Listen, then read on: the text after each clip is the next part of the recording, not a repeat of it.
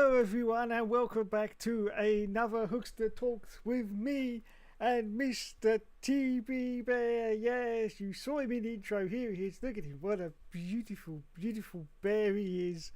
How have you been this week, TB? You've been alright? He says he's been alright. It's been a pretty boring week, hasn't it? Yeah, nothing's been happening, has it? No, F1's been well boring. Absolutely nothing's gone on in F1 this week, has it? Oh my goodness. Goodness gracious me. Oh, you're a sexy bear, aren't you? I love you. I just want to eat you. I just want to eat you whole. Yes, I want to go, oh. I love my bear. And he loves me, don't you, TV?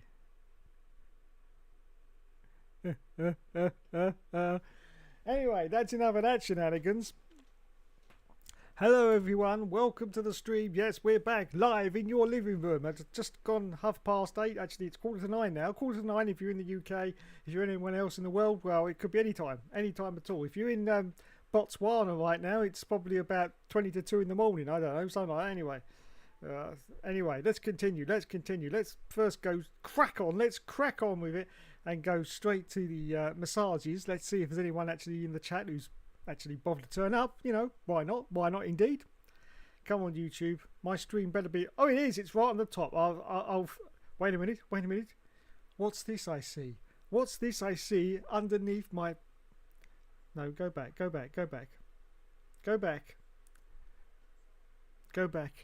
What's this I see underneath my video? Can you see that, everyone? Can you see that? You might not be able to see it very well because it's not focusing. Come on, focus, you stupid camera. No.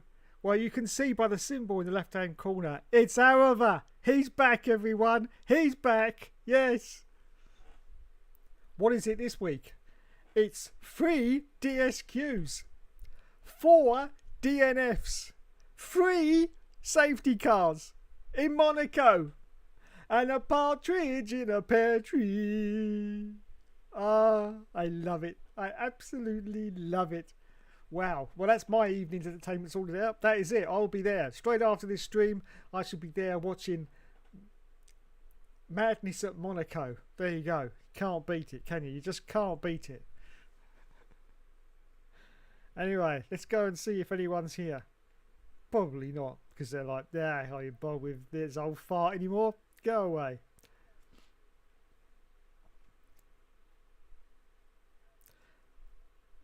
He switched that off. Hello, Mr. Plynal Plessy. He says it's silly season time. Yes, or as we like to call it round here, absolutely fucking ridiculous. The Iron Patriot is here. Hello, sir. But pink and blue is a nice combination. He says, Dave, I'm here. Don't. All right, calm down now. Calm down. I'm here. It's okay. It's okay. The world can now continue to rotate on its axis. I didn't get that word right either. I'm here. Start a new F1 2004 career mode. This time with Jordan team for the title all the way. I'd love to do that, actually. Yeah. Shall I start the all seasons again? Shall I just start it again? Shall we just do all seasons forever? That's what I'll call it next time. I'll just say all seasons forever mode. Yeah. It's never going to stop. It's just going to continue on forever. With TB as your strategy consultant. Absolutely. He's good at strategy, aren't you, TB? Come here. I know, he has to come on screen every time he gets a mention. There you go. TB is my strategy consultant. Yeah, well, it's got to be better than Ferraris, hasn't it? Oh my God. Shall we even go there? Shall we? No. We'll go there in a minute, though. The 2013 music. I know.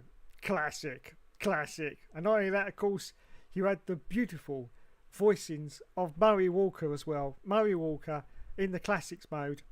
And obviously because Murray was getting on a little bit by 2013 and he was using like a different microphone as well, his voice actually sounded different, which I found great, to be honest, because obviously we were used to Murray's voice on the races, but because he's in a different studio, and he was people's voices change over the years. They go slightly deeper, or their tone changes, and it was great to actually hear Murray once again in front of a microphone. I thoroughly enjoyed it anyway.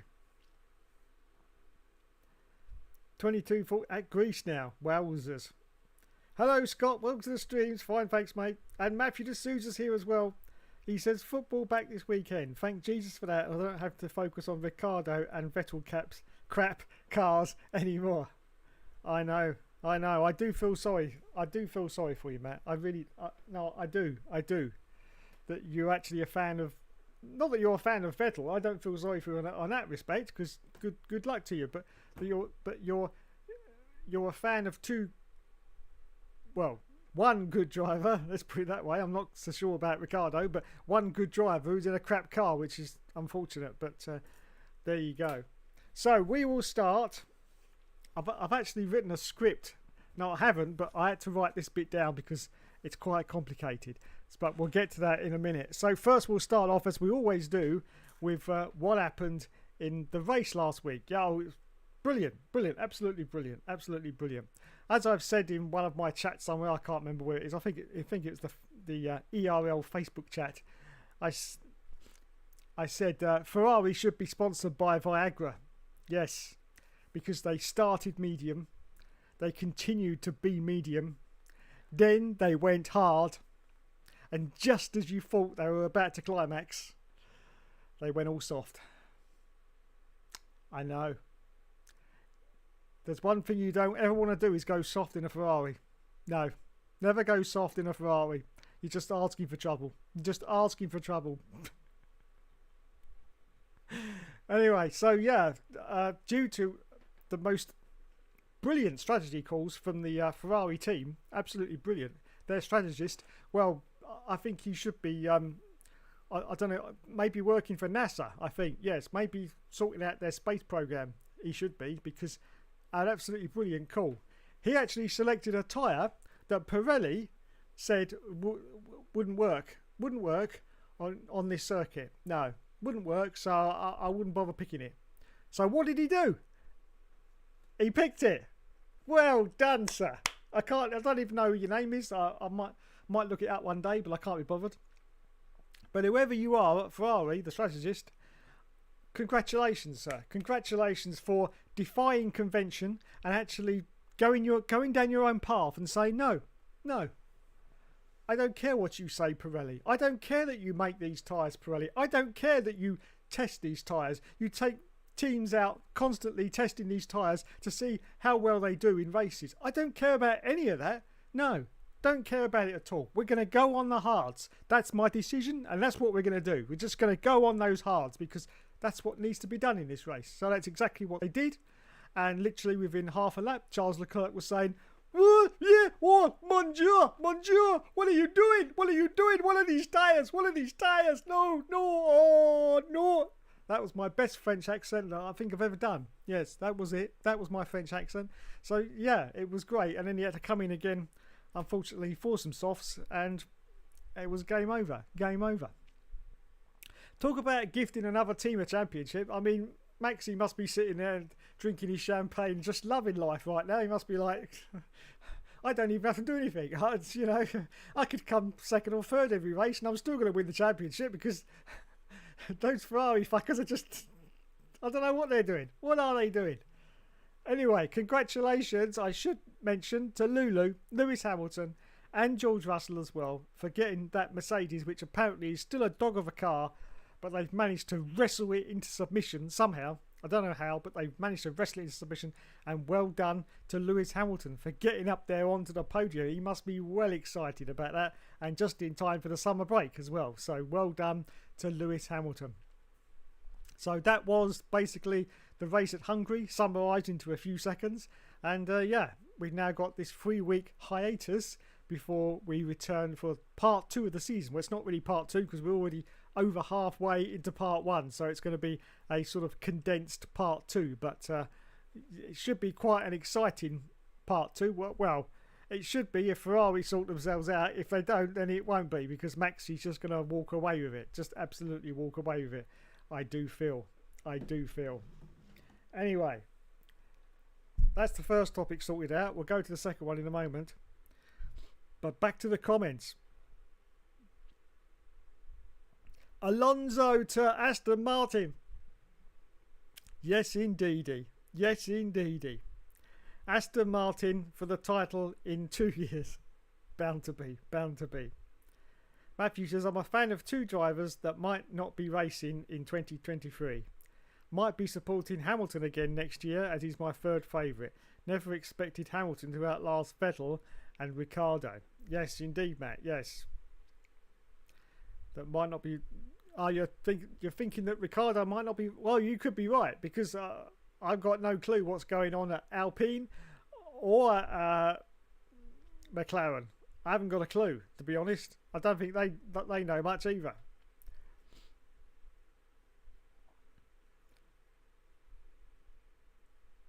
Imagine Ben Edwards on the F1 22, 23, etc. or F1 manager. Yeah, that would be great. That would be great, Scott. It's never going to happen, but that would be great. I'd love to see that. Will F1 is in the chat, everyone. He says Ineka Ruda is Ferrari. Oh, thank you. Thank you, Will. I thought you were saying a rude word at me then. But I presume that's a male. Is it a male? I presume it is. It could be a female, though. It's a very strange name. I'm going to attempt to say it.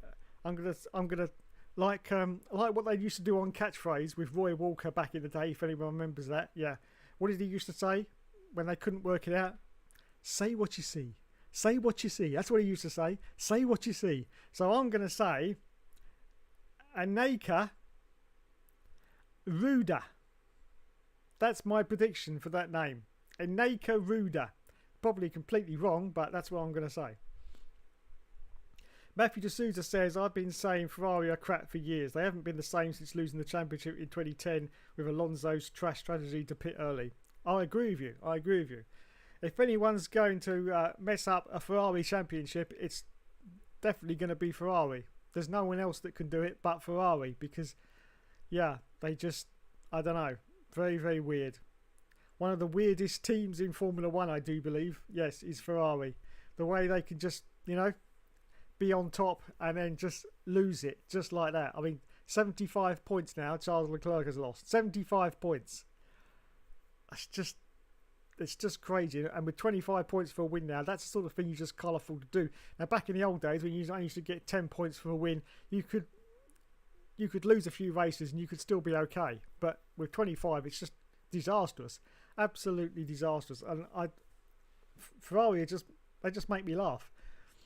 The other problem with Ferrari is it's blatantly obvious that they've produced a fast but fragile car. And I do believe they're really pushing the envelope on that car. And I think they're pushing it way past its limits. I don't actually believe that car is as fast as Ferrari are making it out to be. I don't think it's anywhere near as fast as what they're saying it is. I think because of their envelope pushing of the technology that it's as fast. But I don't think it's actually there. I think it's pretty much comparable to how it's been in 2020 with Sebastian Vettel and 2021. I don't think there's been any massive improvements. Obviously, you know, we've got the new cars and what have you, but in terms of actually pushing forwards, I don't think they have. I think they're still fourth place finishers, to be honest. Still fourth place finishers, but because they are pushing on this technology to the limit and beyond, it makes them look like they are right out there in the front, but I just don't believe they are. I just don't believe they are. And it's proving that with some strong weaknesses in parts on the car, which keep failing as well as Ferrari's strategy, which is brilliant. Absolutely brilliant. Can't beat it. I Am Patriot says Alonso used an inferior car to Red Bull and McLaren, almost took the title 2010 and 2012. Yes, I agree with you there. The man is a genius. Even now at 41, he's still got it. A bit like the Hookster, really. Yeah, still got it. Still got it. Ferrari are like some of the owners of restaurants on Kitchen Nightmares. Can't get out of the old habits and adapt to modern F1. Yeah, I agree with you there as well, Matt. Yeah, they do seem to be stuck in their ways. But what you've got to remember is they are a very old team. I mean, they've been in Formula One since... I think they've been there since the beginning, 1950. I wouldn't swear to it, but I just think that they have been there since the beginning. So they're a very old team, and over the years they've got into some very bad habits, and they just seem to have stuck to those bad habits. Some of those bad habits are they just don't seem to be able to push it to that max that's needed to win a championship. They just don't seem to be able to get there, unfortunately. But there you go. I know I would cry with delight if Ben Edwards was on an F1 games. Yeah, me too. Me too. Maybe the BTC game as a classic commentator. Well, that would be good. I don't think that's going to happen though, because that BTC game looks like it's going to be a disaster. I hope it is, because I don't even want to think, you know, that if I get to play it, that I'm thinking it's going to be as good as Toker, and it's not going to be. So I'd rather erase it from my memory, to be honest. Mercedes are much slower than Ferrari, but are only 30 points behind. That's true. That is true.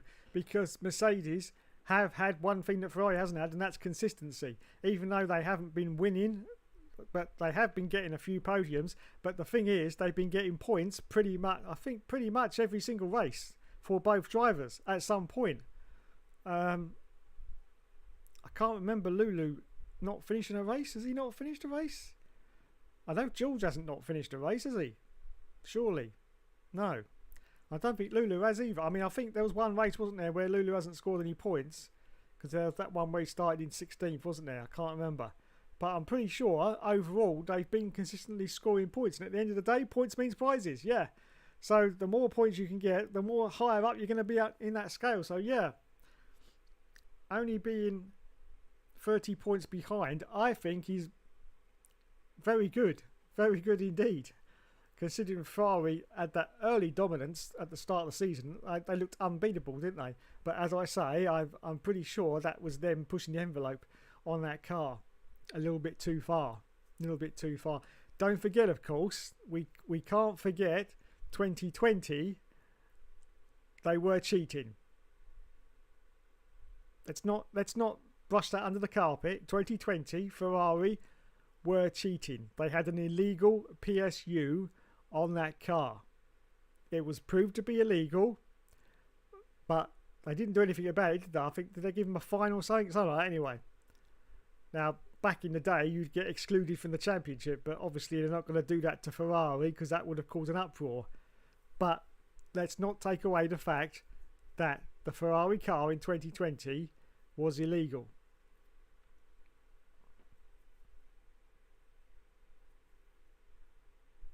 Hello, Nicola. Welcome to the stream. Iron Patriot says Mercedes has closed the gap. Finally, they will be in second place. Yes. Mark Webber is Oscar Pistori's manager. I know he is. I'm going to talk about that in a moment.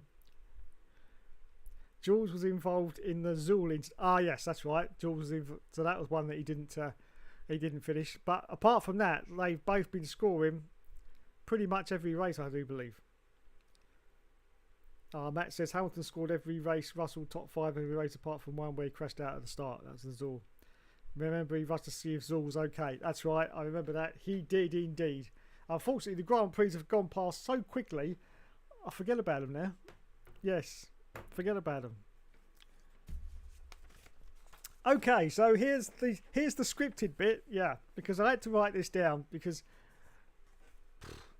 well, nothing's been happening really in Formula 1 this week, has it? Apart from this. Now bear with me because I'm pressing buttons while I'm speaking to you,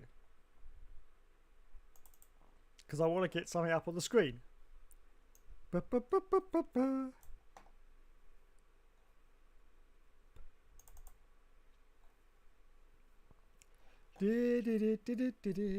It's all live. It's all live.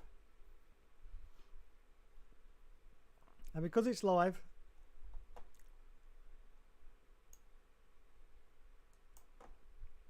I have to do all these buttons myself. Right, here we go. Here we go. Put me over there a minute. This was the best laugh I've had all week. Oscar Piastri. I believe that's how his name's pronounced. I've never actually heard anyone say his name because I don't follow it F2 or F3. So I hope that's correct. But yeah, Oscar Piastri tweeted this out, and he said, I understand that without my agreement, Alpine F1 have put out a press release late this afternoon that I'm driving for them next year. This is wrong, and I have not signed a contract with Alpine for 2023. I will not be driving for Alpine next year. And the quote underneath is absolutely brilliant from Specsavers. Okay, so who needs to call us in the morning? Oh my God, that was just absolutely brilliant. Really, really. So yeah, that was the bizarre tweet that was posted by Oscar Piastri saying he wasn't driving for Alpine. So here's the story how I understand it. And this was all to do with Fernando Alonso. Let me first refer to my notes. Right, Fernando Alonso's, stop switching off laptop. Fernando Alonso's contract ran out on July the 31st. Now, before he went to sleep, he said to the Alpine boss, Otmar Schnazzer-Fraganager, whatever his name is, I'll just call him Oatmeal Schnazzer-Fraganager. That's his name. I'm sure it is. He said to him, now don't forget, his contract ran out on July the 31st. Fernando Alonso's contract with Alpine. He said to him before he went to sleep, oh, I've got something switching on in my background. Shut up.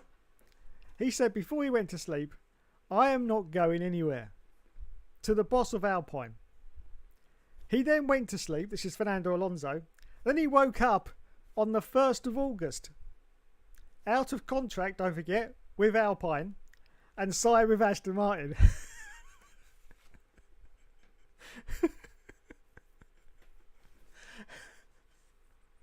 I mean, that is Fernando Alonso all over. Back in the day, we used to call him Teflonzo. Yeah, Teflonzo, because it didn't matter what was happening within the team that he was driving for. Scandals, didn't matter what it was. Don't forget the infamous Crashgate scandal when he was at Renault in 2008, when the team, now I'm just emphasising this was nothing to do with Fernando Alonso, of course, but the team, led by Flavio Briatore, told Nelson Piquet Jr. to crash the car so bring out a safety car and Fernando Alonso could win. Yeah, that was the team he was driving for at the time, Fernando Alonso, back at the Renault after, of course, the McLaren in 2007, which was a disastrous year, absolutely disastrous year. And yeah, so he's back at the Renault and they said, yeah, crash the car. But none of that affected Teflonzo, as we like to call him. None of that at all. Briatore was sacked. Pat Simmons was given a 5-year ban from even touching anything to do with Formula 1. 5-year ban for him and nothing for Fernando. But that's fair because it was nothing to do with Fernando. They did investigate. There was no radio message or anything like that for Fernando saying, oh yeah, make sure he crashes. But just think about Flavio Briatore turning round to someone, his driver, and saying crash the car. In other words, endangering your own life, because that smash when he smashed the wall was a pretty hard impact. He had no idea if he'd have smashed really hard at that wall, he could have killed himself. So, and if that had happened, that would have been an even bigger scandal, because that would have been, I don't know, culpable homicide, I think is the word you call it. I think that's what you call it. Culpable homicide. If you're actually instructing someone to kill themselves, I'm sure that's what it's called. I'm not a lawyer, so don't quote me on that, but yeah. So yeah, all this was going on with Fernando Alonso. We had, of course, the 2007 year with McLaren, which unfortunately McLaren let Fernando go because the rumours of the paddock was that there was a lot of trouble with Fernando and Lewis Hamilton. Of course, no one can forget that famous incident where Fernando Alonso was waiting in the pits for the timer to count down during one of the qualifying sessions so that Lewis couldn't get a faster lap time in. But that it wasn't just that. There was other sort of things going on behind the scenes that actually got Fernando out of the McLaren team. So yeah, so that's what happened with Fernando Alonso, and he signed for Aston Martin one day after his contract ran out, even though he specifically said to Oatmeal, whatever his name is. No, I'm not going anywhere. So, as a response to this, Alpine were in total panic mode. Obviously, they've just lost Fernando Alonso, who, even at the ripe old age of 41, is still a presence in Formula One, has to be said. And for your team, you know, he's a name. He's definitely a name, and you'd want a name in your team. So Alpine, in total panic, quickly announces Oscar Piastri. But within 2 hours later, he tweets out the tweet that you can see on the screen there, saying, "Oh no, I am not." I mean, the balls on this guy, Oscar Piastri. The balls on this guy. It's unbelievable, unbelievable. I mean, when I was his age, back in my day, I'd be grateful for getting a Terry's chocolate orange, mate. I'll tell you, I'd be grateful for getting a Terry's chocolate orange. Never mind an F1 seat, but he's like, nah, I don't want that. I don't want that. Nah. So basically, he wants to join F1, obviously, Oscar Piastri, but he doesn't want to go medium shit like Alpine. Because, you know, he wants to be in his first year. He wants to make a sort of name for himself. So he wants to be in sort of a semi-medium shit team like McLaren. That's what he wants, really. That's the drive he's after. I'm pretty sure that's why he did the press release saying, "I'm not driving for Alpine." So he wants to be in somewhere like McLaren. But, of course, he doesn't want to be in a good team like Ferrari or something like that, because what if he was in a good car and he sucked in the first year? I'm not saying he would do. I understand he's a pretty good driver. But what if he sucked in the first year? And look at Charles and Carlos, all the problems they're going through there. I mean, your first year in Formula One is pretty much your most important year. So you want to make an impression, but you don't want to be in a top team and actually suck, because you could end up being out of the team within 2 years. And you could end up like an Alex Albon or a Daniel Kvyat. And that's one thing that preys on a lot of the drivers' minds. And they're sort of, oh, no. I mean, you know, we had Daniel Kvyat was the best example. It was like musical chairs with his career. It really was. I mean, you know, he started at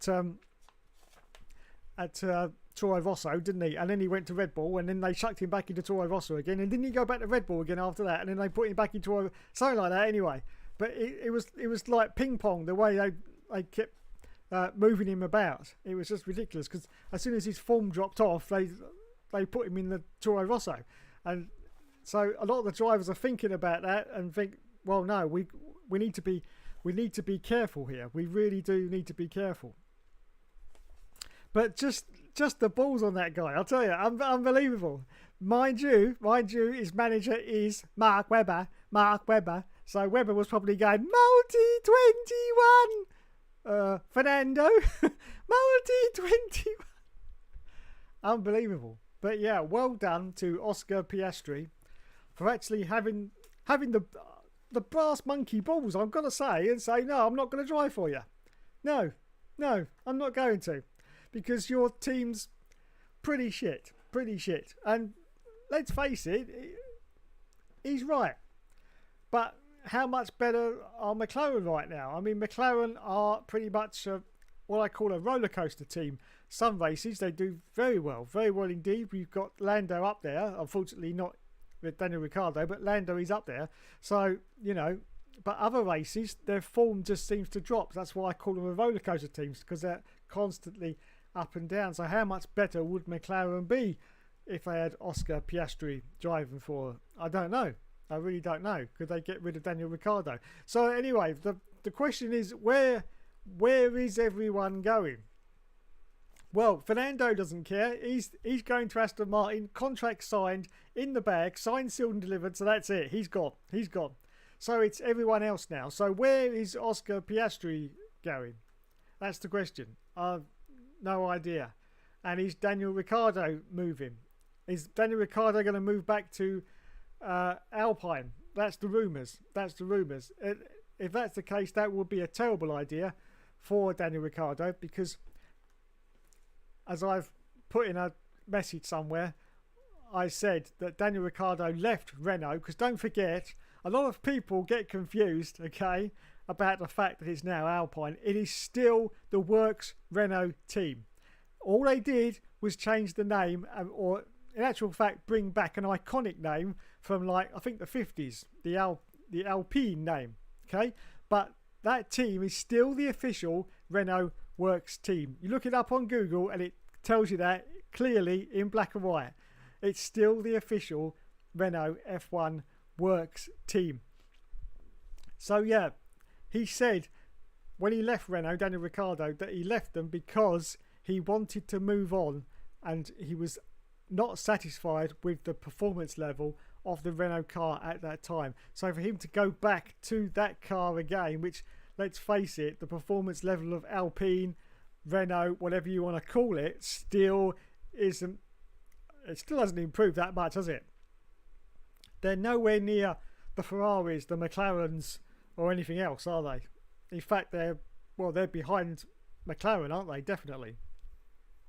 So yeah, it's just very bizarre that this has happened. I don't think I've ever seen a potential driver come out like this and say, no, I'm not going to drive for you. No, I'm not going to drive for you.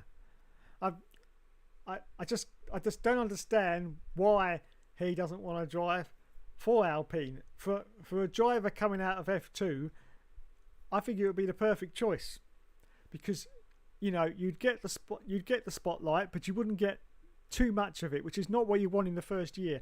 I mean, let's go back to Jenson Button, 2000 in the Williams. He did pretty average that season, it has to be said, but the attention on Jenson Button was absolutely horrendous. They were treating him like a Senna or a Mansell or any of the other greats. They were hyping him up so much that he was the next big thing in British drivers. It was just ridiculous. And go back and watch the 2000 season.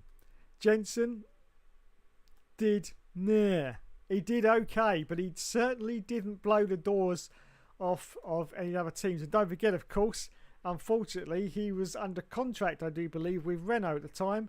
And I think it was 2002, wasn't it? He had to go back to Renault.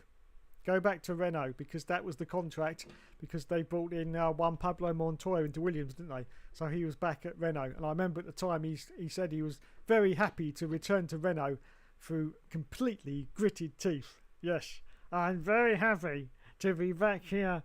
Or not back here, he hadn't been there, but I'm very happy to be driving for Renault for this year, 2002, yes. Even though, unfortunately, the Renault in 2002 was a pretty shit car. But it did pave the way, of course, for the Renault of 2005 and 2006, which won both championships for Fernando Alonso. So the development was starting on that car, but when Jenson started it, it wasn't there, and it was a very, very poor car to drive for.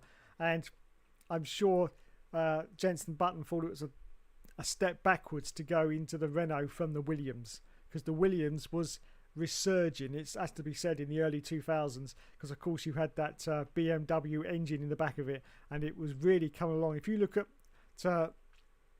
Williams with the BMW engine, you will see that they were really coming along and getting right up there in some of the races. So they were doing well. Unfortunately, that all went to shit. But for those first few years at BMW, Williams were doing very well. So he obviously thought that was a real sideways step to go to Renault. So obviously all these drivers are thinking about these things. But I still say that Oscar should have just shut the fuck up and gone to Alpine. So this is just going to run and run, I do believe.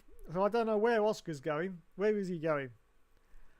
I mean, there's so many drivers and so little seats. This is not the kind of tweet you want to put out.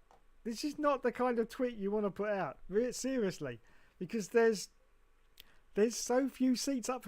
If you don't want it, Oscar, I'm sure someone else will. Yes. Someone else will. So it's a very dangerous game of brinkmanship, I do believe, being played by Oscar Piastri. Is that his name? I've never heard it spoken, so I'm not quite sure. But anyway, so that is basically the Formula One news this week. It's been an absolute shit show. And of course, the memes have been incredible. So many people have tweeted out piss takes of it, saying yes, I've confirmed that I won't be driving for whatever or whatever. It's just been absolutely epic. And as I say, I've never ever seen someone like that tweet out that no, I won't be driving for a team, even though they've signed him and announced that he will be. He's said, nah, not doing that. I can imagine Mark Webber behind the scenes has been tearing the rest of his hair out the last few days, because that must have been intense negotiations there. I mean, he must have advised him and probably said, no, don't take it. Don't take it, son. Don't take it. Nah, fuck him. Fuck him. Don't take it. We'll hold out for a better seat. Don't worry. Jesus.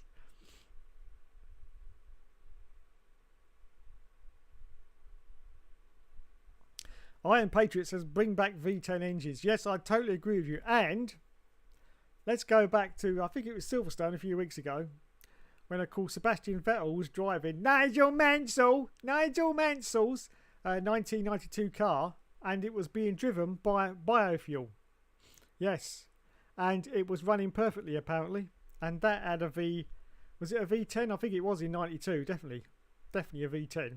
Might have even been no, I think the only V12s back then was the Ferraris, but it was definitely a V10, and it was being driven on biofuel. So there's no reason, when they change the regulations in 2026, which they are going to do, is going to be a huge engine regulation change. There's no reason why, if it can run on biofuel, which apparently doesn't give out any emissions, or very low emissions, something like that anyway. There's no reason why we can't have more powerful engines in the F1 cars. Now, obviously, we're not going to go back to V10s, however much we want that to happen. But they're currently, 1.6 litre V6s or something. There's nothing to stop them putting in 2.2 litre V6s. Hybrid cars, as always, running on biofuel. There's nothing to stop them doing that. And it will improve the show. The engines will sound a little bit more meatier, and I mean, a lot of the Indy cars I do believe are running on 2.2 litre engines, so they could probably, adapt it for Formula 1. There's no reason why they can't do that, because the 1.6 V6 brought in 2014 was a direct result of the climate activists getting on their high horse and saying, oh, bloody cars going mad in circles for 78 laps, bloody cars, get them off, you're going to destroy the planet. So, they won in the end. They've been saying about it for years, though. I mean, that hybrid era in 2014 didn't come overnight. They've been complaining for years and years, since the early 2000s, in fact, and so Formula 1 bowed to it and brought out the hybrid. It's been sort of successful. I'm not a fan of the hybrid cars, never have been. I still think going around a circuit, they sound ridiculously shit. They really do. They just sound like a V10 car that's been throttled. It's had half the horsepower taken away. That's just what they say. Even though they've got something like 1,000 horsepower, I do believe, these cars, but they just don't sound like it. They just sound horrible. So yeah, just bring back better engines for 2026 when you make that huge regulation change. I do believe they're getting rid of one of the essential components of the engine. I think it's the MGU-H. I think it's that part. So there'll only be the MGU-K and the ICE, the two main parts of the engine. They're getting rid of one of them anyway. It might be the MGU-K, I can't remember. But they're getting rid of one of those parts for 2026. And yeah, just bring in some 2.2 litre engines just to improve the show, because if an old car like that can run on biofuel, then so can a brand new car, can't it? Obviously, run it on biofuel and then it'll be fine. Don't see what the problem is. Scott says, I've got a nickname for Oscar Pastry. That's almost what I called him, in fact, because I've never heard anyone, because I don't follow F2, I've never heard anyone say his name, so I'm not sure how it's said. Obviously it's Oscar, but is it I'm pretty sure it's Piastri. It looks like, I'm just doing the old Roy Walker thing. Say what you see. Say what you see. It looks like Piastri, so that's what I'm going to go with. Nicola says, crazy situation over Oscar. Yeah, absolutely, Nicola. Absolutely crazy. I've never seen it before in Formula One. And we probably won't see it again. With a driver refusing to go to it. I mean, refusing to go. I'm not going there. No, bugger off. I'm not.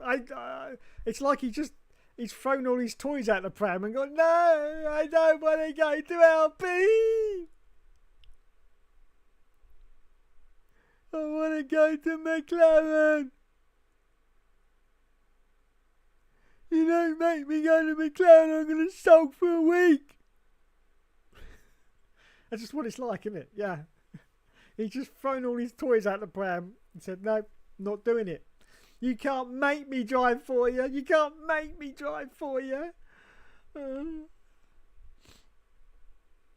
Matthew says, Alonso moves teams more than Hookster moves teams on the all seasons. You're quite right, he does. He does indeed. But, you know, you've got to give props to Fernando Alonso for, you know, for doing that, as I say. Contract run out on the 31st of July.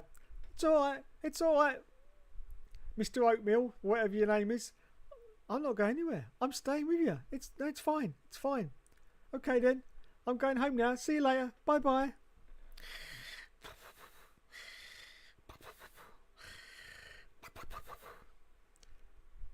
Fernando Alonso gets out of bed, drives to Aston Martin. Here you go, Fernando. Sign here, please. Thank you. Right, let's put the press release out. Fernando Alonso signs for Aston Martin. Oatmeal went, what? What the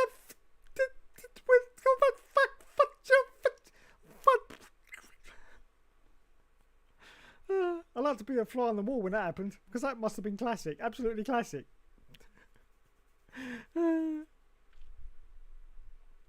People might think this is silly, but I think this is a bit of a good move. Two reasons why. One, Aston Martin are getting a little bit better recently. Yes, they have. Nicola says she loves Lando. Lando! We love you, Lando! That's for you, Nicola. Two, Alonso passed when he's in a good seat. He moves to a decent team and then they turn rubbish. Maybe this time the opposite happens. Well, let's hope so. Let's hope so, Scott, because, yeah, he has moved to quite a few teams now, hasn't he? And apparently it's a multi-year deal at Aston Martin. He hasn't just signed for a year. I think he signed for 3 years, which means he'll be, what, 45 in his final year? I wonder if he'll get a gold walking stick as a going away present. Something like that, anyway. One of those old man Chorby hats. Got to get something like that. 45. Yeah, but don't be too shocked by that, all you young people, because Nigel Mansell was in his early 40s and winning championships. Yeah, so it's not too much of a surprise. I can't see Fernando Alonso winning another championship, even at Aston. No, definitely not at Aston Martin. I can't see that happening, but, you know, he'll still be there. He'll still be there. Maybe he'll be there when he's 55 years old. He'll be signed for, I don't know, Alfa Romeo. That'll be the popular seat of choice for him because he's been everywhere else. He hasn't been to Alfa Romeo yet, though, has he? No. So perhaps he signs for Alfa Romeo at 55. Signs for a multi-year deal, 5-year deal at 55. He say, well, you know, I want to retire at 60, so I thought this would be my best option. Yeah. I'd actually love to see a driver drive from around F1 at 55. I would. It's never going to happen. Never going to happen. But I'd like to. Stupid Dave shouldn't have said that because he's just remembered that Fangio was 55 racing in F1. But that was very different times back then. Championship seasons consisted of about 7 races in total. So very, very different times. But yes, I correct myself because Fangio was 55 and still racing. But as I say, very different times back then. You could not get a driver at 55 racing in modern Formula 1 and still being at some kind of competitive level. That couldn't happen. I'm sorry, but that's just the facts of life. Once you get to 55, there's no way you could be driving an F1 car. No. But well done, Fernando.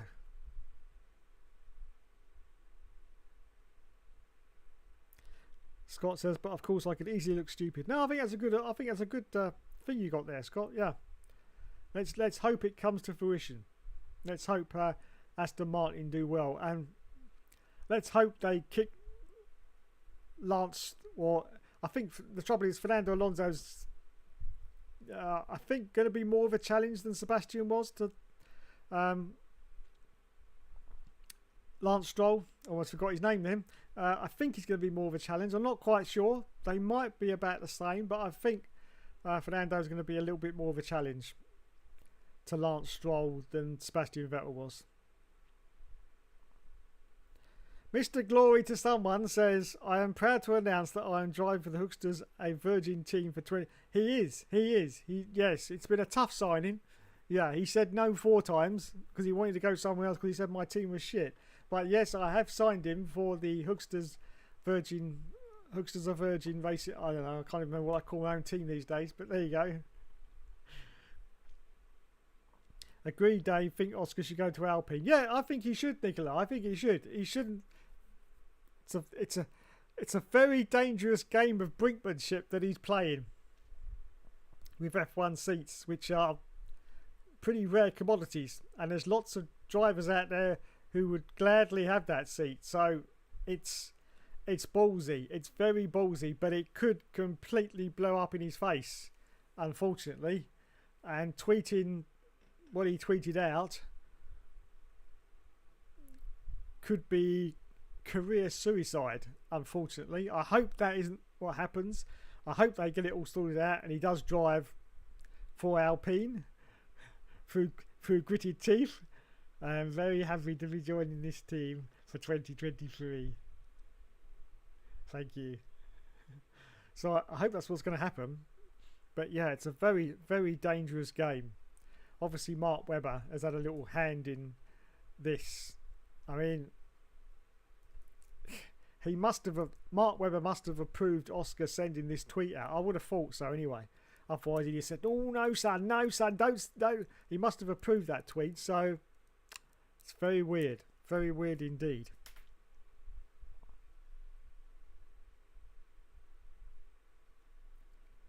Alpine are ahead of McLaren New Plum. Are they really?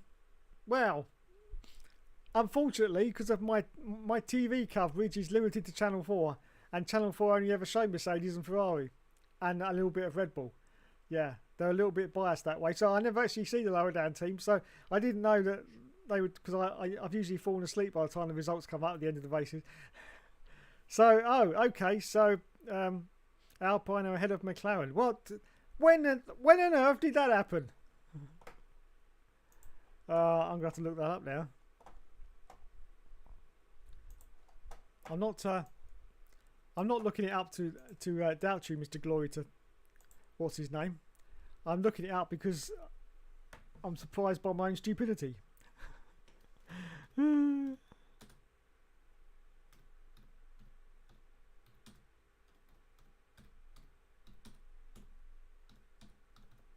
Let's have a look. La la la.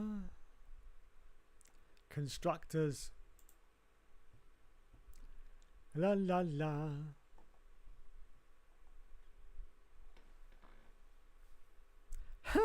You are correct. Yes, Alpine have 99 constructors points and McLaren have 95 constructors points. How on earth did that happen? I really should pay more attention to the middle teams anyway. But as I say, it's not my fault. I only get the highlights coverage on Channel 4. As I say, they only show Ferrari, Mercedes and occasionally Red Bull.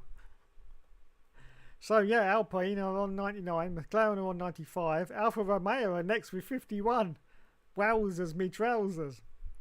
Haas are in 7th with 34. Alpha Tauri, which has been reported about because their boss has said that, yeah, we really need to improve. And I say it's pretty appalling if you consider previous years as Toro Rosso and even as Alpha Tauri, they've done a lot better than 8th position, but only 27 points. So yeah, questions have to be asked there. Yuki Tsunoda. Oh, I do love Yuki Tsunoda. I'd hate it if he left Formula One, to be honest, because I've never ever heard of a driver be more honest than Yuki Tsunoda. When they signed him for another year, and he was like in total shock. He was like, "They did, but I keep crashing." Now that is honesty for you. There, he was just like, "I'm sure they weren't going to sign me again because I keep crashing, but they did." So he's there. So I think he deserves to be there just because of that. Well done, Yuki Tsunoda. And Aston Martin are in 9th position with 20. Don't forget, not drivers' points, constructor points. So shared between the two of them, 20 points. That's not good at all, is it? And Williams are in last place at the moment with only 3 World Championship points for Williams Mercedes. Well, you got Latifi. He's a bit of a thorn in the side, isn't he? But Alex Albon, I was expecting more. But of course, it is Williams. And they've been pretty much back of the grid for quite a few years, which is a real shame, has to be said. So it's not to be unexpected. But yes, well done, glory to someone. You're right. Alpine are ahead of McLaren. I knew you'd know that because I know you're a McLaren fan. So yeah, wowzers, wowzers me trousers, to coin one of my famous catchphrases. The Renault in 2002 was 4th in the team's championship. That's not too bad. That's pretty decent, I have to say. Pretty decent. I didn't know it was that high up. I thought it was a bit lower than that. Yeah, as I say, it was a sort of sideways move. It wasn't too bad a car, but it wasn't up there. But, you know, over the years it improved. 2004, the Renault was starting to show its potential. It was a little bit like 1997, if anyone remembers that season, with the McLarens. Towards the end of the season, the Williams completely dropped off the pace.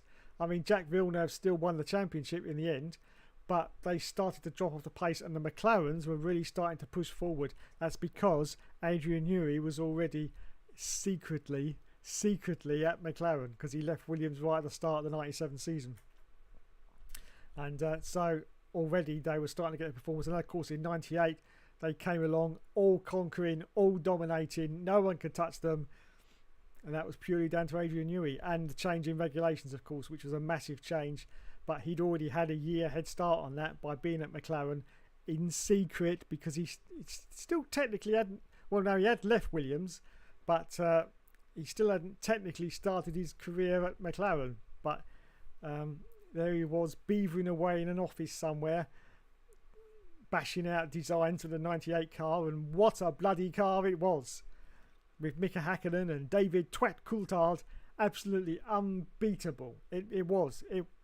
Those first 2 races in 1998, all the other teams just went, holy crap, because they were nowhere in terms of performance in 98. Thankfully, towards the halfway point of the season and getting towards the end, the other teams had slightly started to catch up. They were still nowhere. But I mean, I think the first race in 98, wasn't the McLaren 2 seconds a lap faster than the other cars, the fastest cars? 2 seconds. And that's ridiculous.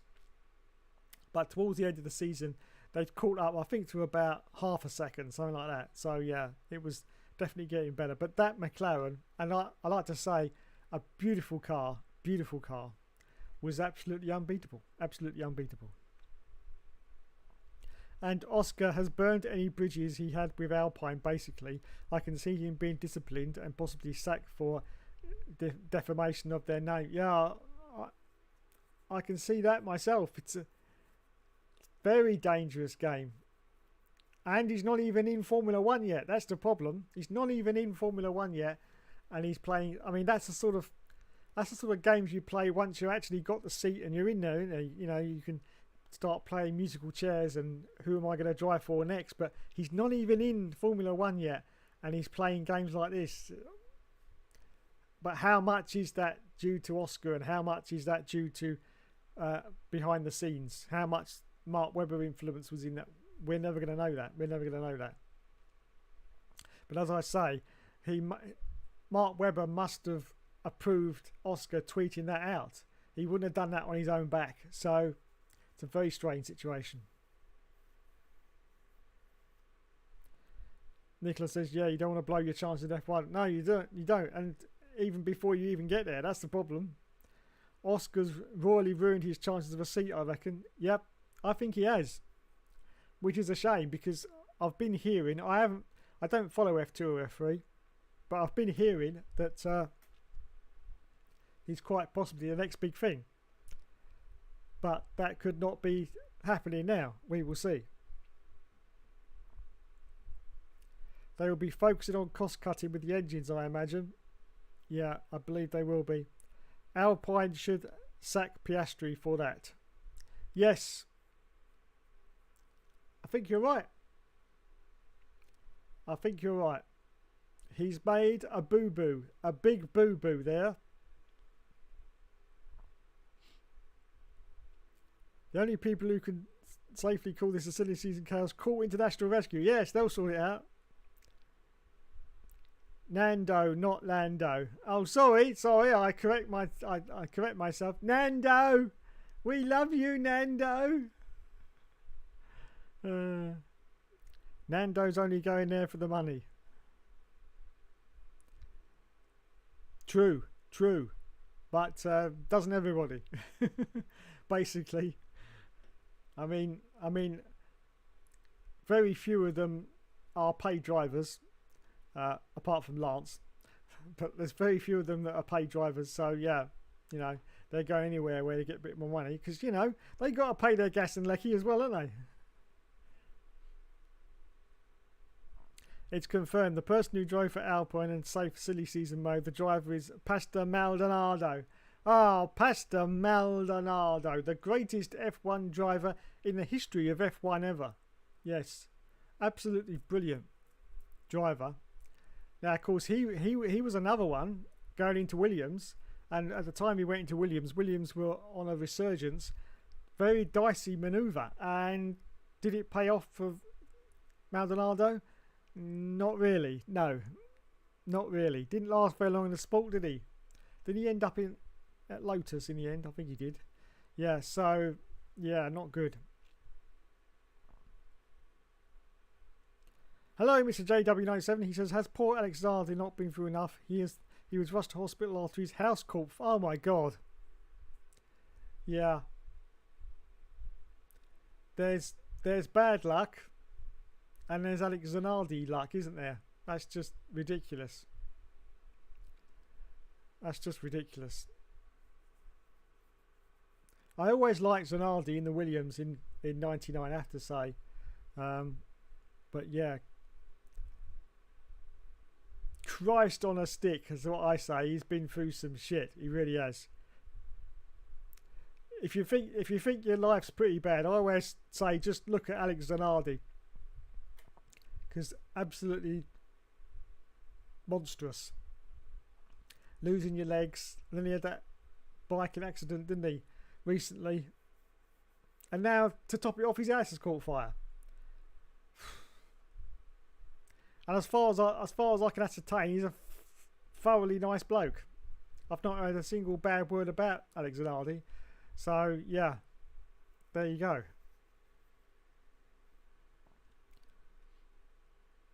Give you a clue. BTCC 2010. I see. France, Dave. You might not be driving for Alpine, Dave, but have you had a phone call from Zach Brown recently? I might have done. Yes. I could be announcing soon that I will be driving for McLaren. 4 points ahead, says Nicola. Yes, 4 points ahead of McLaren. 2001 was when Renault Benetton had a white car. Yes. Red Bull's Hannah Smits. Oh, glad you mentioned Hannah Smits. I'd just like to say, women power. Women power. Yes.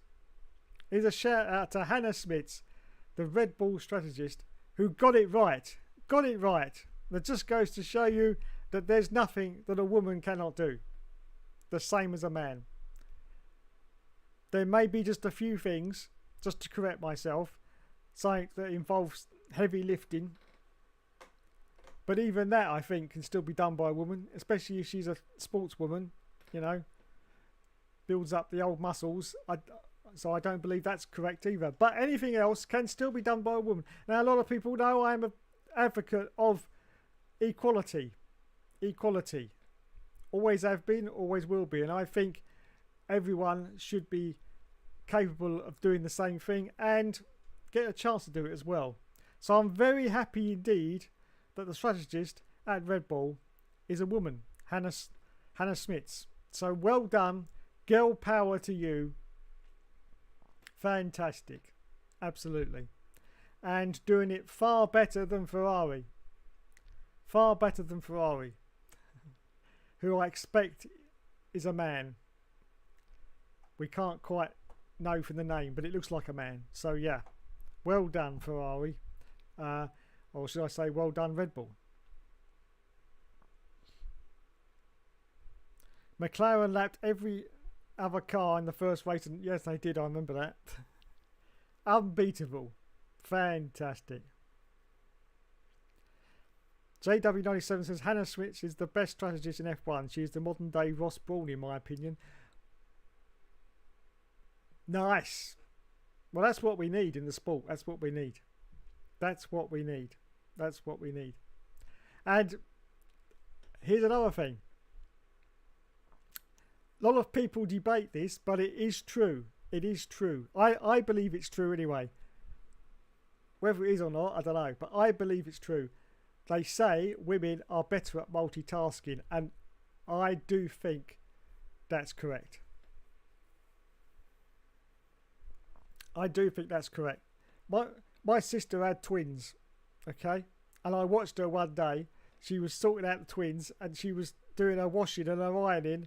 And cooking dinner all at the same time. And I was amazed. I was amazed. I really was. Sometimes I sit in the chair and can't even decide if I need a wee or not. Oh, I can't be bothered. I'll do it later. And she's sitting there with twin girls. And I say, sorting them out. Because, you know, twin girls. Sorting them out. Cooking dinner. Doing the washing. Doing the ironing. All the same time. And I was like, whatever. I couldn't do that.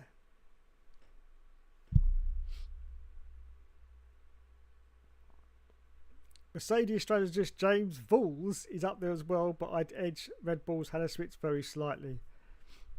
James has his flaws though. Last year made crucial errors.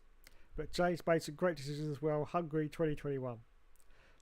JW97 says, do you believe that this Pastoria contract dispute that is going on reminds you of Button BAR Williams? Yes, it does remind me of that. I remember. Do you remember the team? Now, your team is your most important thing. The members of your team, your guys, they are the most important things in your world in Formula One. And I don't know if this is true or not, but I heard that there was a banner at BAR with the words traitor on it, written by someone in the team back in the day. I don't know whether that was true or not, but that was the rumour I heard, that there was a banner with traitor on it. So you don't want to upset your team. No, don't upset your team.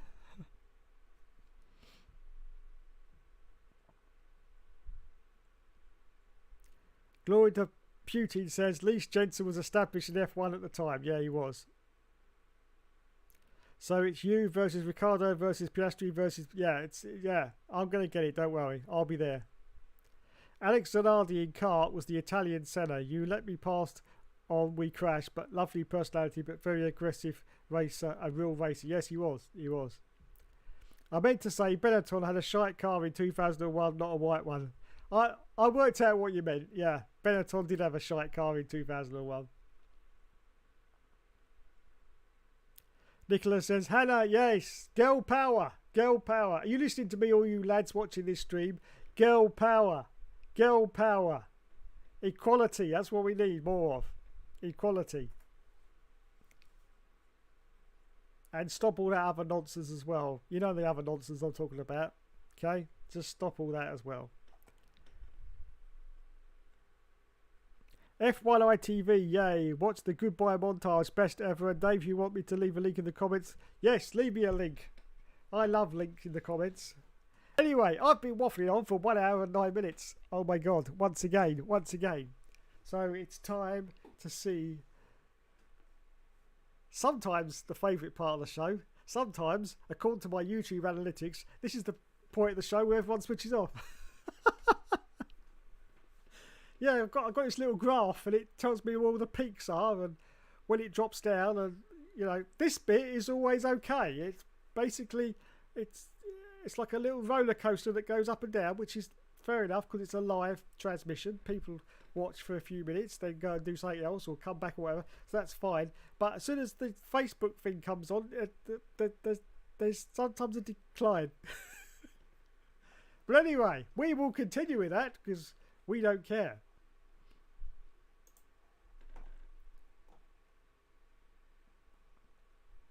Da, da, da. Who's going to answer today? Who do you reckon? Please bear with me. This is live in your living room on a Thursday evening. My right ear's just gone wonky because I've got a fan blown in it and it's just decided to blow my eardrum out, which is very nice of it. Thank you for that. So I can't actually hear anything right now out of my right ear, just the left one. It happens a lot. Don't panic, everyone. Don't panic. It happens all the time. It'll clear itself in a bit. But at the moment, I can't even figure out my right ear. Ah, the joys of getting old. Right.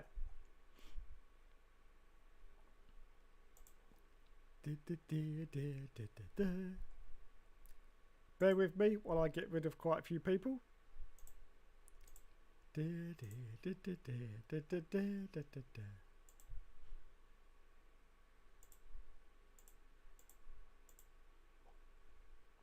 1, 2, 3, 4, 5, 6, 7, 8, 9, 10, 11. Sorry, can't have that ready.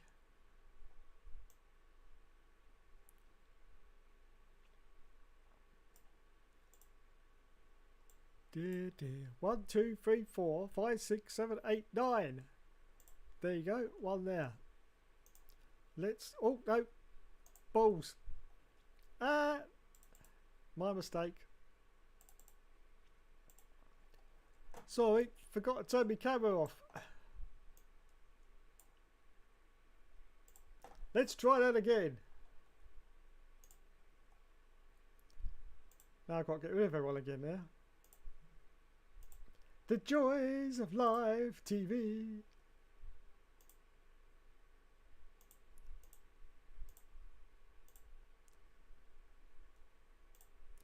One, 2, 3, 4, 5, 6, 7, 8, 9, 10.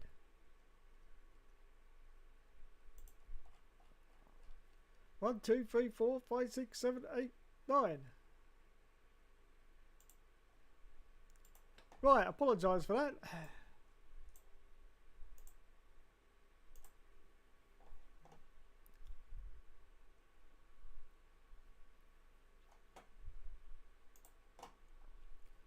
I've got to put my headphones on because I don't want to hear anyone. Hello? It's Amish Man. Anyone there?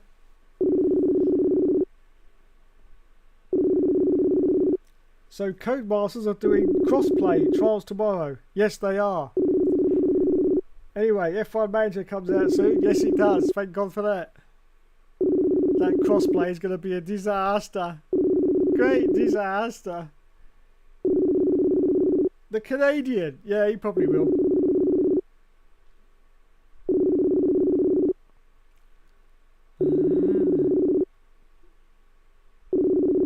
You know, I'm pretty sure they sit there and say, nah, it's only Hookster. Can't be bothered.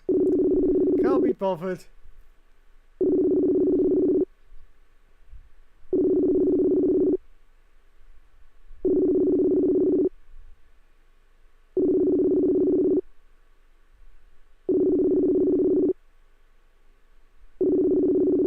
Well, while it's ringing, I just want to say a special thank you to everyone that's watched my last video on Tuesday talking about the Codemasters game. We have surpassed the magical 100 view barrier, so thanks to everyone that's watched that and all the comments as well. There's about 60 comments in there at the moment, which is great to see, because that's why I make those videos, for the comments. I don't do it, you know, for anything else. So thanks for that. Great news, and hopefully they'll sort out F122, or they won't. Either way, we'll find out. You know what? None of these buggers are going to answer, are they?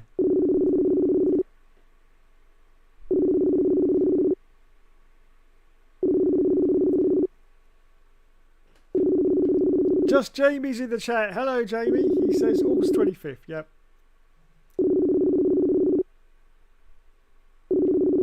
August 25th. Not long now.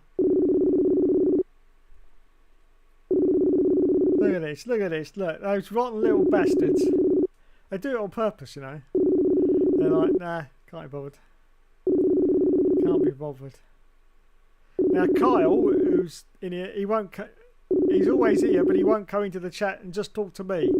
I don't know why. I mean, am I that scary? Well, maybe I am.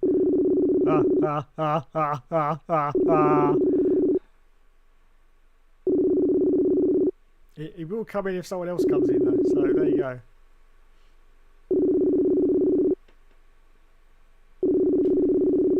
Glory to Beauty says, I think they've blocked you. Yeah, I think they have. I think they have. Well, that's not for the first time. I've been blocked many times on social media, mostly due to misunderstandings, because people don't understand me sometimes. They don't understand my humour anyway. They don't understand some of the things I say, and they take it the wrong way. But that's on them, not me. So when I get blocked in that situation, I'm like, yeah, whatever. I'm not upset about that. When I get blocked for no reason, that's when I get upset, but thankfully that's very rare. Very rare. I'm very good at sort of maintaining the line between, you know, if I don't agree with something, I'll have a go at someone, but I'm very good at doing the line between getting blocked and, you know, not getting blocked. So that's pretty decent. Because I believe everyone's got an opinion, and if you don't agree with it, you should voice that opinion. It's called free speech. It was a great thing back in the 50s, and seems to have lost it these last few years. But yeah, if you don't agree with something, then bloody well say so. That's all I say. Bloody well say so. Don't be a naysayer. Don't be a sheep. Don't follow the crowd. Get in there and say something. The most that'll happen is you get blocked. And trust me, being blocked, it's not too bad. It's, you know, it's nothing to worry about. It's fine. It's fine. Absolutely fine. It's like doing the lottery. If you don't do the lottery, you've got no chance of winning it, have you? So if you don't voice an opinion, you've got no chance of it getting heard. Wow, that was deep for Dave, wasn't it? That was deep for Dave at 21:58 on a Thursday night. That was deep. That was very deep.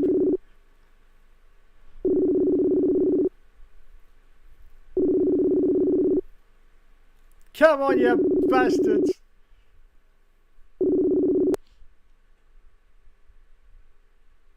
Oh, what's it doing now? Has it cut off?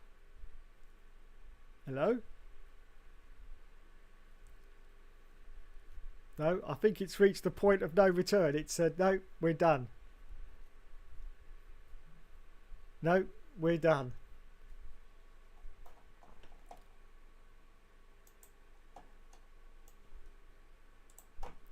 Right.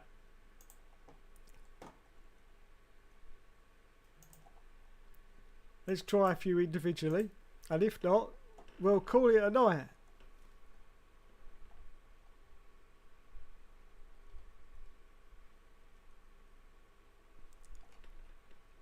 I can't find him. Where is he? There he is. Here he is. Little bastard, it says he's active as well. It says the Canadian's active. Well, why did he answer the bloody phone then? It's probably a ploy. He wants all the attention for himself, so he's not going to answer unless I just ring him directly. Little bastard. Bloody Canadians, you can't trust them. There he is, everyone. Dominic Orlando. Don't forget to get the spelling right. It's Orlando. Not like that place in Florida where you can buy crack cocaine off a Mickey for about $5. Yeah, Mickey Mouse. You know, that one. No, not really. Don't sue me, Disney. I'll be a knock on my door in a minute. I'll tell you. Be the Disney white shirts. Come and take me away. They'll say that statement was incorrect. It's $10 for crack cocaine at Disneyland, not $5.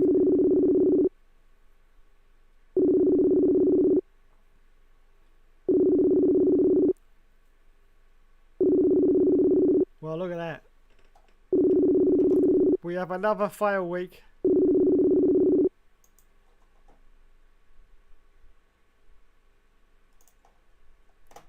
I've got one more to try. 2 more to try, actually.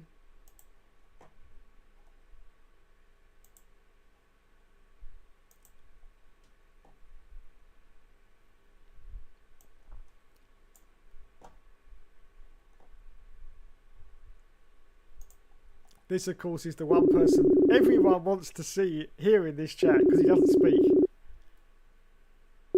Unfortunately, he's not active right now, so he's probably not going to answer. But yeah, this is the guy. This is the real deal guy, by the way. Nick Ramirez. Yeah, he raced in karts with Max Verstappen and a lot of the other big names in Formula One.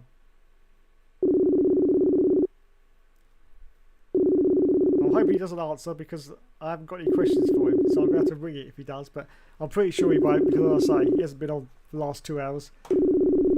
But we will try.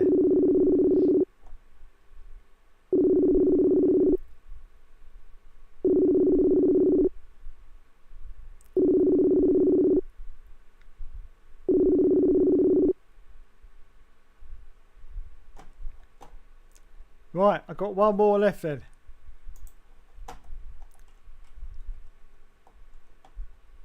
And that's the potted plant pot.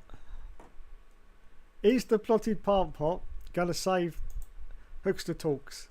Let's find out.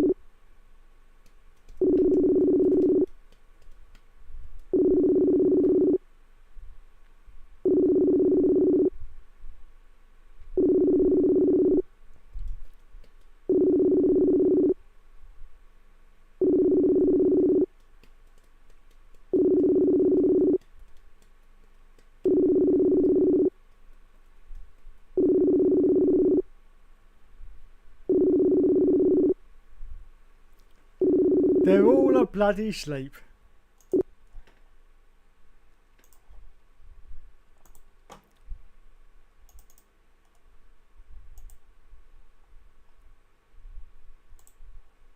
Well, there you go, everyone. I can take my headphones off. Unfortunately, another week where no one's answered the blooming phone, but there you go. We can't have it every single week. Everyone's either asleep or busy doing something. It is, of course, about 2 o'clock in the afternoon in the USA right now, so that's understandable. They're probably off doing other things. So I'm going to wrap up the stream and have an early night. Yay! To read out the messages.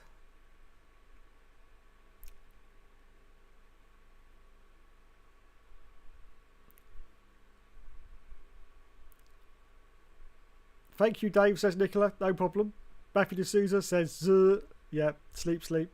Scott Barnes says they're sunbathing, quite possibly. Glory to Putin says they are called snowflakes, Dave. That's right, that's the word. That's the word I was looking for, snowflakes. Are you doing a season F1 22 soon or not? Series on. At the moment, Matt, no. Reason being, they just keep changing the game, don't they? They've done a handling change in patch 106. They've just done another handling change in patch 107. And some people have said, oh, I don't like this new handling now. So it's ridiculous. Trying to do a series on it when they keep changing the handling is ridiculous, because my series will probably go on until 2024. No, it'll go on until next year. So I don't want to start anything until the game's reached a level of competence. At the moment, it isn't. So unfortunately, I've got to carry on with the 2021 season and the all seasons until they sort it out. But the moment they sort it out and it's at an acceptable level, yes, I will be starting something on F1 22, definitely. So watch this space. Watch this space.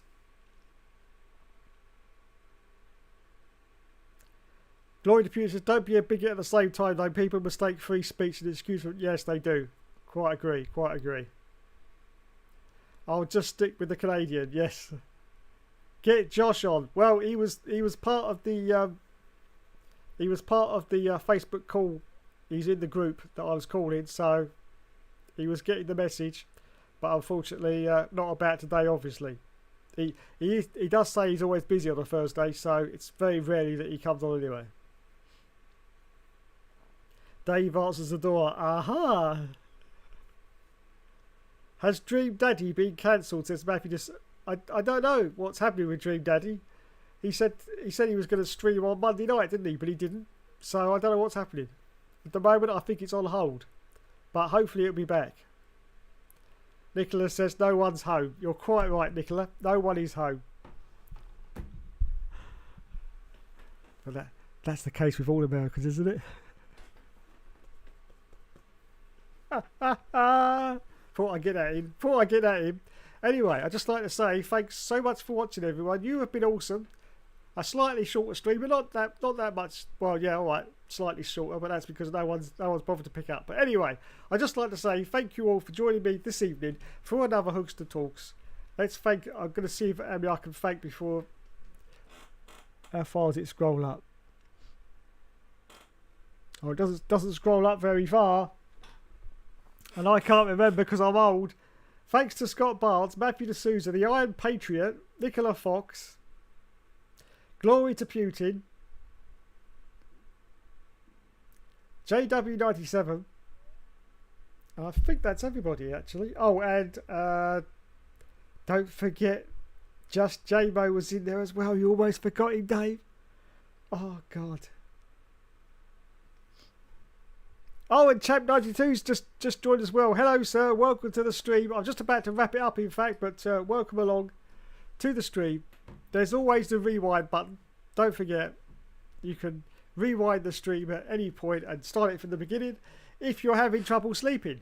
Yeah, because a lot of people use my streams as alternatives to Night Owl, which is a sleep aid. So if you're having trouble sleeping, then put on one of my streams and guarantee you in about 5 minutes you'll drift off to sleep. But if you've actually managed to get to the end of the stream, which is about now, then I'll say a few AMSRs to help you sleep. Hello everyone. How are you doing this evening? It's the Hookster. Yeah. Do you want to go to sleep now? Just fall into a deep, restless sleep now. Can you even hear that? And I'll take this away. Just fall into a deep, restless sleep now.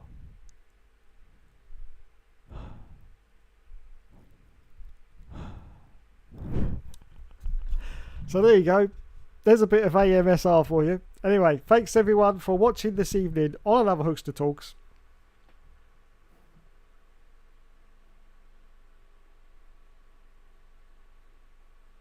Adolf Putin says, I am Patriot. Thank you. Cheers, Dave. Take care. Good night to all except Russia. Yes, indeed. Unfortunately, I can't say anything else about that because otherwise I have strict instructions from YouTube not to mention anything of that whatsoever. And I'm being very serious in those instructions. I have a message that comes up on my YouTube every single time now saying I must not mention or discuss what's happening in Russia. Now, of course, if someone's making a YouTube video about that subject, then obviously they're going to discuss and talk about it, aren't they? But for me, I'm really not allowed to mention anything about it. So if anyone's wondering why I haven't, that's basically it, because this big message comes across the top of the screen every time I'm on YouTube saying do not, and if I do, I risk having the channel demonetized. I mean, I only make $5 a month anyway, so it's not really going to affect me that much, but you know, just the thought of taking that away is probably not why I'm going to mention anything. So yeah, I'm not allowed to mention that at all. That's why I have to be very, very careful when I mention the certain person in the chat's name, okay? Because you never know. But I've said it a few times, so fuck it.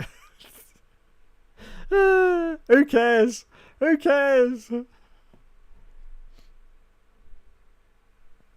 Anyway, thanks so much for watching, everyone. You have been awesome as always from me, and don't forget the star of the show. Come here, you big beautiful bear. Say goodnight to your audience. Go on, say goodnight to them. Yeah, look at that. Wow, we finished early tonight, TB. What's that? You finish early every night? It's outrageous. Absolutely outrageous. What should we do now? We've got about an hour free. What should we do? Shall we have some sex? Shall we have some beautiful, gorgeous sex? Shall we? Yes, let's do it. Goodbye, everyone. See you later. Let's have some sex.